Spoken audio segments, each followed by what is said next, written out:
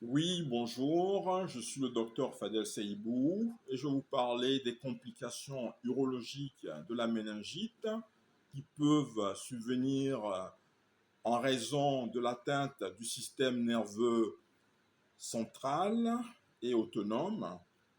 Et nous avons dans ce cadre la retention urinaire aiguë avec comme mécanisme la méningite bactérienne ou virale qui peut provoquer une dysfonction vésicale par atteinte des centres suprapontins, cortex frontal, virus singulaire notamment, ou des voies descendantes inhibitrices.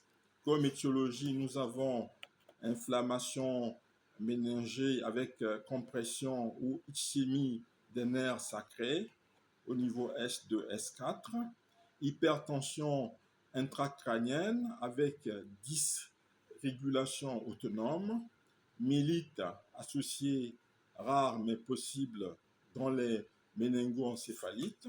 Et comme donnée récente, nous avons une étude du Journal of Neurology 2022 qui rapporte une incidence de 5 à 10% des retentions urinaires transitoires dans les méningites bactériennes sévères, souvent résolutives sous traitement.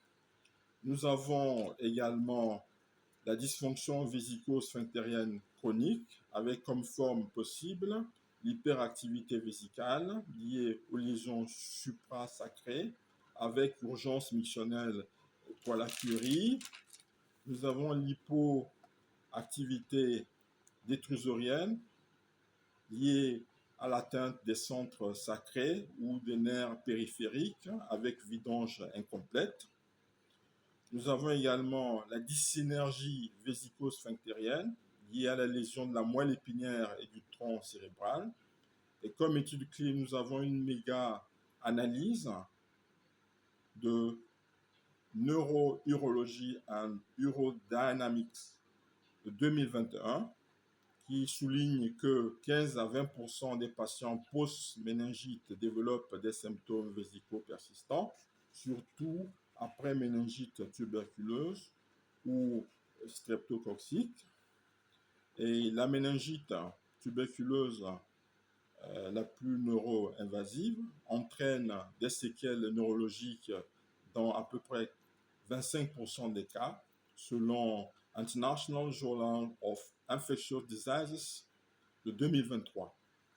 Nous avons également l'incontinence urinaire avec comme cause atteinte corticale avec perte de contrôle volontaire, neuropathie autonome avec incontinence par regorgement dans les cas de retention chronique, avec une prévalence plus fréquente chez les enfants, surtout après une méningite à pneumocoque ou Haemophilus influenzae, selon Pediatric Nephrology 2020.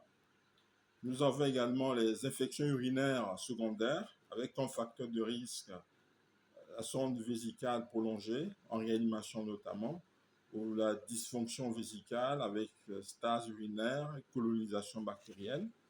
Et comme données, nous avons les infections urinaires nosocomiales qui surviennent chez à peu près 30% des patients intubés pour méningite bactérienne, selon Critical Care Medicine de 2022.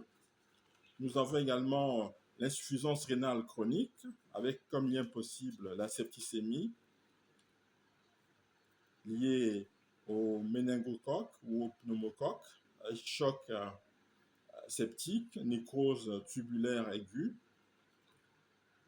Ensuite, syndrome de la sécrétion inappropriée de l'hormone antidiurétique, hyponatriémie, altération de la fonction rénale.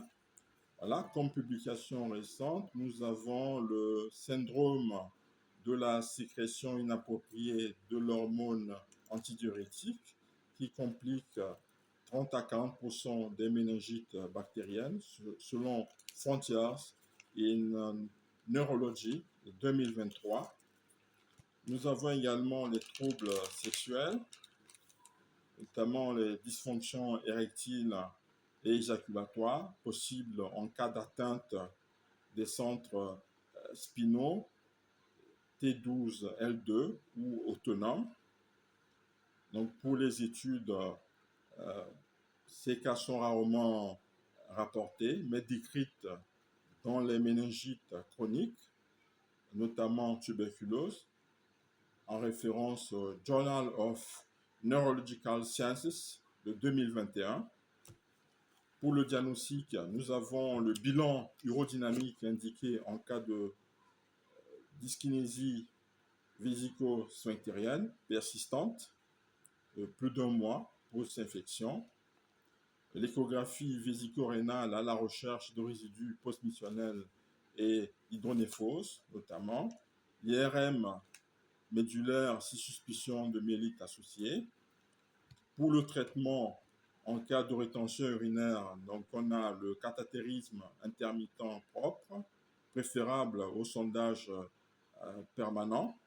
Nous avons les anticholinergiques ou les agonistes bêta-3 adrénergiques si hyperactivité vésicale.